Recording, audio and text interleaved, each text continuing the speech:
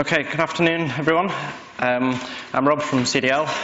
We're here to talk to you about our data enrichment platform based with project name Hummingbird, which is based on the Elastic Stack. So CDL is probably a brand that you've not heard of until today, but if you've had any interaction with UK insurance, probably you will more than likely have touched on one of our systems at some point. So just to give you an idea of who we are, if you look at any of the price comparison sites like Money Supermarket, Go Compare, Compare the Market, on the results screen, about 50 to 60% of the brands that you see are serviced from a CDL platform. And of those brands, they tend to be retail names that you'll know, such as kind of the traditional insurance brands, supermarkets, banks, motor manufacturers, a whole variety of those. So in terms of the volume that we see in excess of 600,000 individual requests a day coming into CDL from those comparison sites, which we then spread out to all of the brands, and all of those brands may then call data enrichment providers, insurer pricing services. So each step down that chain, the volume is going exponential. So the back-end services, we're making around about just over 1 billion requests per month. So as part of CDL, we also have some other companies. We have a vehicle data company. So that has a retail brand of mycarcheck.com for vehicle provenance checks. But recently we've been looking at moving into data enrichment services, and this is where our project Hummingbird comes in. So what our clients were looking for was a platform where they could feed a massive amount of data and use this in real time to influence customer journey, because all of these transactions that are mentioned at this scale have to happen in seconds. The Hummingbird product was built to be industry agnostic, so it's not tied to insurance in any way. It's generic APIs, and it's not tied to any data set. So one of the things we're talking about today is the use of fraud, but equally for insurance pricing or any kind of pricing optimization, marketing, influencing customer journey or customer interaction are all possibilities out of the platform. So just looking at fraud specifically, within the insurance industry, it's a major issue and has been for a long time. So these are some stats from the Association of British Insurers and the Motor Insurers Bureau, and there are some big numbers. But what really brings it to life is around the cost to every household of fraud is about £50 per year. So that's quite a substantial amount if you think about the amount of households that there are. One of the key areas that we're looking at was how we can start to use all of this data to combat this or tackle this at the point that the customer is in the journey. So not post-process or anything, in real time at point of lookup. Just looking wider in terms of the use of data, so some of the big tech brands out there take a customer-centric view, and they use a lot of data to influence customer journey and make the whole customer experience better. So as I mentioned, in terms of the many different use cases, again, this is what our clients are looking for as well. So it all started quite a long time before we even looked at Elastic. We actually started with some heavyweight kit, so in the form of racks that arrive on the back of a lorry, and you wheel them into the data center and plug them in, and they're great and powerful until you fill them up, which happens very quickly. And then it's what they call a forklift truck upgrade to wheel another one in or replace that one. It's slow, expensive, and not really particularly scalable for what we were looking to do. So we needed to think quite differently to get this product moving forward. So the first thing was to look at how do we remove the kind of infrastructure issue of managing all this data and the scale and response times that we needed to do. So first thing was looking at cloud providers as a means of hosting this service. So we looked at the kind of key cloud providers, and the various factors came into play, but Amazon Web Services was our preferred provider to start with in terms of building out this platform. And this brought us the scalability, the kind of effective, limitless growth ability within the platform side. And of course, key thing is then the software stack that sits on top of that. So we did various proof of concepts with kind of the various initiatives that are out there in terms of the big data space. And we were then in a meeting with Elastic in end of 2015, and we explained to the guys what we're looking to do, and they said, yeah, I think that pretty much fits what Elastic is designed to do, or that fits with what we think it can do. So we took that back, and we looked at the solution in terms of whether it met the criteria we were looking for in terms of being flexible, scalable. But a key thing that we needed as well was to work with a supplier that we actually felt listened to our requirements as well. So that's when we landed on the Elastic Stack as one of the key parts of the Hummingbird platform. So I'm going to hand over to Matt to explain how we then took that forward in the proof of concept and into a real system. Hi everyone. So yeah, the kind of next stage, once we'd had that initial discussion with Elastic, was to start building out the proof of concept around the Elastic Stack. So a bit of background into what we did there. The Hummingbird product itself all happens at point of quote in real time. Data gets submitted, and we query lots of data to find out what we already know about the customer. And that's really, really difficult to demo to people and customers. So what we did was we built this GUI. This doesn't really exist in production, but it connects back to the Hummingbird product, and it just shows you in a visual way what we're trying to do. So behind this GUI sits an Elastic cluster. We've got 21 million quotes loaded in there at the moment, 148 million MOT test records, and you'll see in a minute that it's really, really quick to work out what we know about the customer. Imagine yourselves now on a insurance retailer's website. You're trying to get car insurance. You put in some personal details, hit the go button. All that data is coming through to CDL. We're checking that data that you've told us about yourself against what we already know about you, because it's held in our Elasticsearch clusters, and we're comparing those factors to work out, are there differences, or can we add or enrich the data in some way to improve the customer experience. So in this example, Rob is buying insurance. He's putting his details into the website. He's saying he's doing 20,000 miles a year. We hit go. So straight away, 136 milliseconds to check across all of those millions of documents that we've indexed. Clicking through into Kibana, what we can start to see is all the differences between what Rob's told us about himself and what we already knew. So scroll to the bottom. So you can see here that there's a vast difference between the years no claims bonus that Rob's claiming to have. So it's ranging from between 2 and 9 years. So that's a risk-based issue for our customers' insurance. Obviously, the more no years, no claims you have, the lower your premiums would be. You'll see he's changed his date of birth once as well.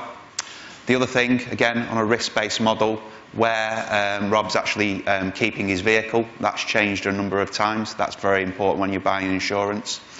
And the other thing to point out here is you can see the forename. We do synonym matches as well. So, yeah, We put Robert in into the website, but we've matched against quotes where he's Bob, Bobby, etc., etc. So at this point, we'd done this proof of concept, we'd indexed this vast amount of data, we can do these searches faster than fast. We were really, really pleased with what Elastic gave us there. So the next stage was, how do we actually take this forward and try and productionize it? And as well as looking at the sort of like quote manipulation and fraud that sort of use cases that you saw in the demo there, what we realized really, really quickly was that Hummingbird was going to be very generic. It really didn't matter that what data you put in, what industry you were from. You put all of your data into Elasticsearch, you define the factors that you want to check against that data, you search Elasticsearch, you bring back your data really, really quickly, and you apply whatever business or industry rules you want to that data to form the enrichment. So to kind of summarize that, what we were tasked with doing as a technical team was building our clients their own Google. And there were some use cases around that. In addition to the fraud and quote manipulation, we deal with high volume lookups. So for example, loyalty cards could be one of those.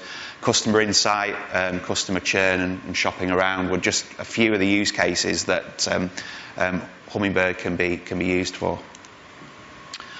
Looking at the architecture that we built out, so starting from the left-hand side, this is you on the website, submitting some details. There was an existing integration point into CDL, as Rob talked about. We cover about 50% of the market in terms of the price comparison sites already. So that data came into there, and that already called out to one or more enrichment services. So Hummingbird was just another enrichment service that hub could call out to. So how Hummingbird works is that the data comes in, we search across multiple Elasticsearch clusters, so client-specific cluster, and then a shared data cluster, for example, the vehicle data that Rob talked about, we share across multiple clients. Once we bring back all of the data, everything we know about that customer, we pass it to a rules engine where we can apply that industry-specific sort of business logic and business rules to it. Once the business rules have been applied, we then return an enrichment back within less than a second to the original request coming in. A couple more things to point out on the architecture. So we accept data to be uploaded from clients and other third parties, so that again makes the solution really generic, and we can load that into either of our Elasticsearch clusters. So when we built Hummingbird in production, one of the things we did was set up a new team, and we set some design principles for how we ran that team. So one of the things, because Hummingbird became really popular quite quickly, we had lots of competing requirements. So what we needed to do was deliver lots of value really, really quickly, but without risk to our clients, because they can't have downtime. We need to get change in, it needs to happen safely. We've already talked about the need to be elastic, so Elasticsearch and AWS combined really helped with that. Distributed nature of Elasticsearch fits really well.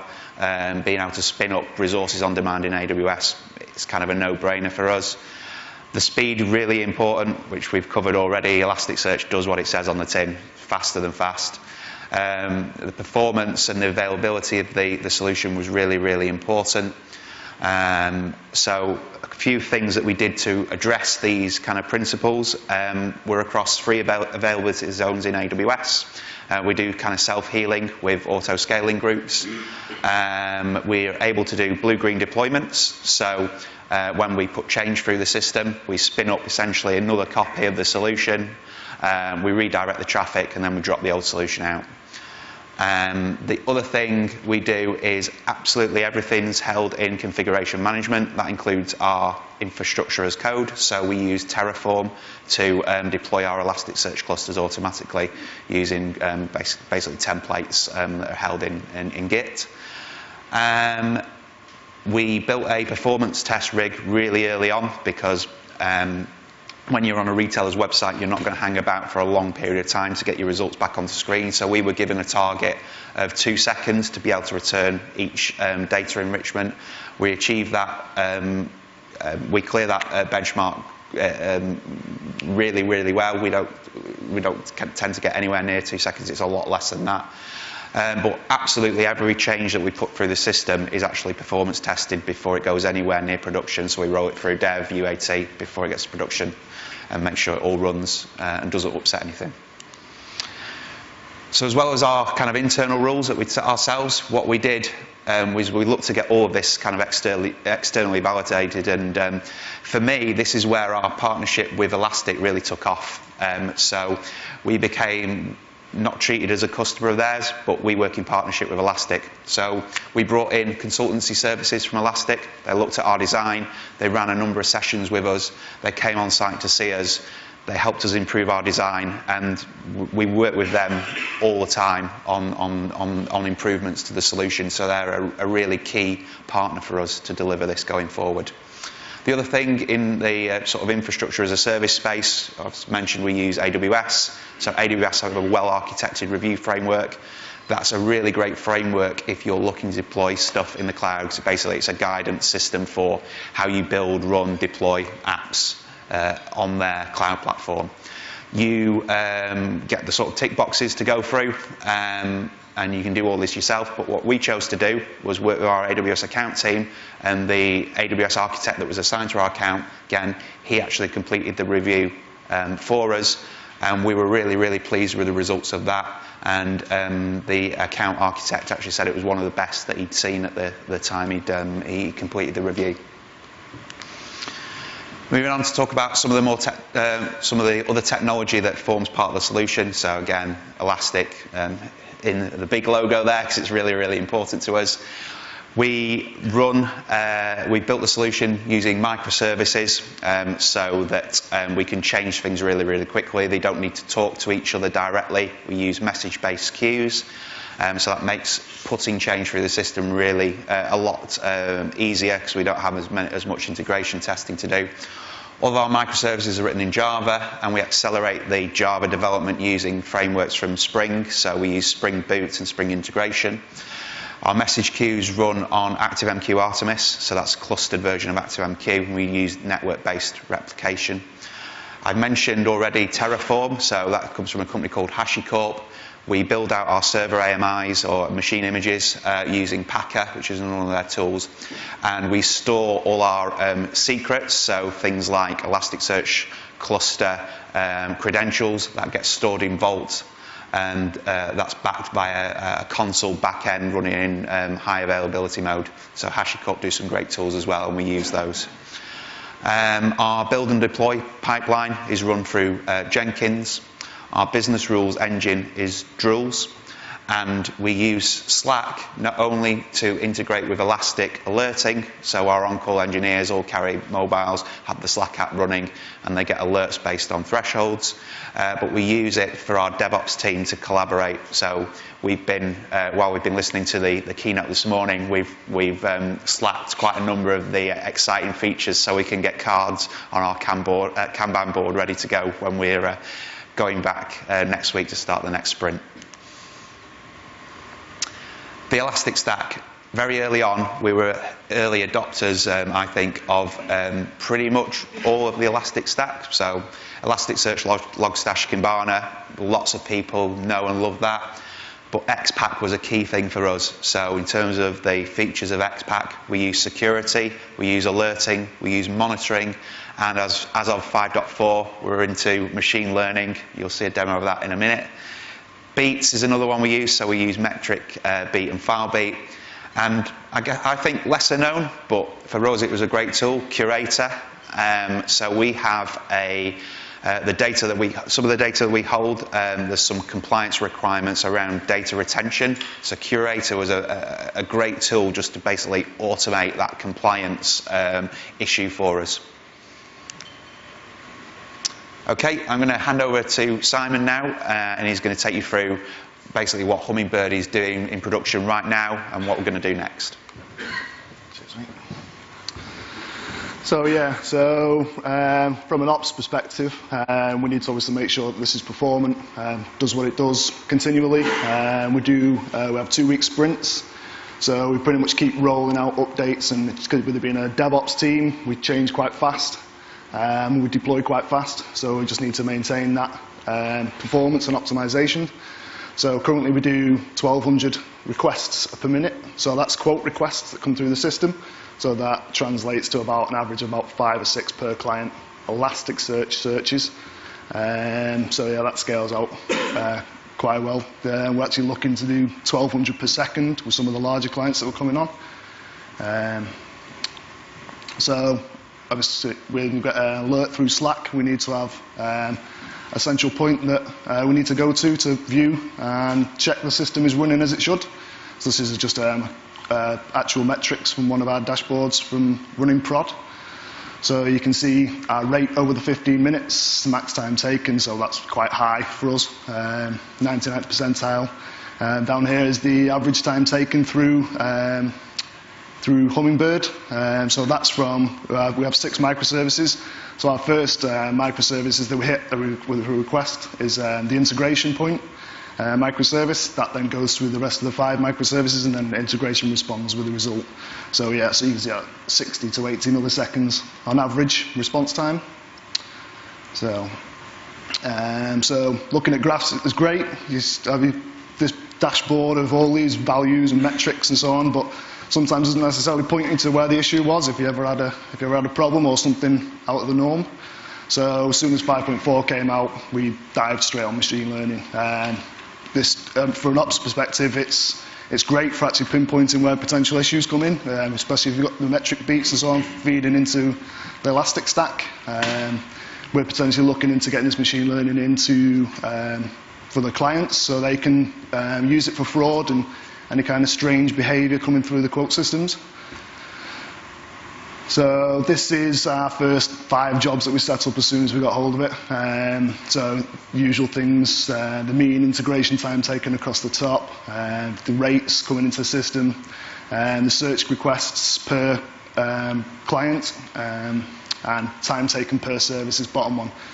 So if we go into the Anomaly Explorer, we can view one of our multi-metric jobs. So the overall across the top gives you an overall anomaly for all the microservices within our Hummingbird stack. So you can see enrichment client, search client, integration and store and so on, showing the anomalies for each one. So we've got a max anomaly of 75 here, which shows basically what's going on within all the other single metrics.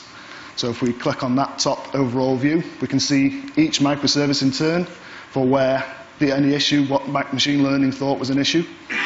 So integration obviously shows, with it being the top of the stack, will show an accumulation of all the time taken through all the microservices through our system. So obviously it's pointed out that there is an anomaly on the integration, which is only marked as yellow, but integration enrichment, which calls the Joules engines, is way off. So for example, in this case, it's actually taken a second, typically takes 23 milliseconds. So, and then when we check the rest, we can see there's a few low anomaly scores on some of the microservices, but nowhere near. So we pretty much know straight away that issue that we could have got alerted off, that was the enrichment client that actually causing the issue. So then when we go to the next one, further down the actual multimetric with the machine learning, it actually gives you the anomalies themselves. So at the top here, we've got a max severity of 78 for the enrichment client. So it gives you the typical and actual values, and actually how much it deviated from the norm. So in this case, it's 44 times the normal. So this is joining 2 single metrics, one over the top of the other. The actual graph shows our rate through the system over, I think it's a period of 1.5 days, I think. So yeah, you can see there's an anomaly here. During the day for our rate, it's about 3 o'clock. So it is showing that the rate actually went quite high for that time. And then further down, it shows you the actual metrics for the integration time taken. It showed an anomaly for that as well. So spike of rate and traffic coming through the system. Showed a max severity of 94 and the mean integration time taken. So typically, we should be doing 76 milliseconds response time at 3 p.m. But we actually hit one where it responded in a second. So another potential issue.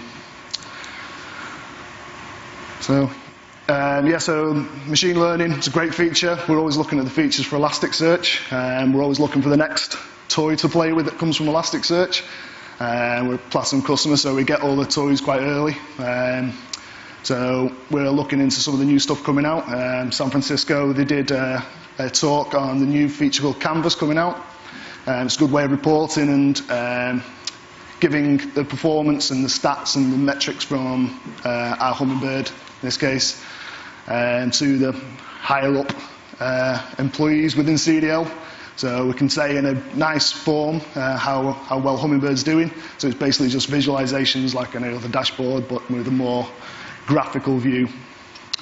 The other one we're looking at with CDL, we're quite DBA Oracle orientated. So Elasticsearch, we need to get them into Elastic. So the SQL plugin kind of eases that, gives them the syntax, the SQL syntax that they can then call against Elasticsearch and get the same data. And Elastic Cloud Enterprise, really looking forward to this. There was obviously the demos and previous Elasticons. As soon as I got back from San Francisco, I downloaded the beta of this, set it up, demoed it to CDL, and it went down really well. We're even considering some of the larger customers that are coming on purely using this. It's great. It just does the job, everything out of the tin. So, yeah, that was it.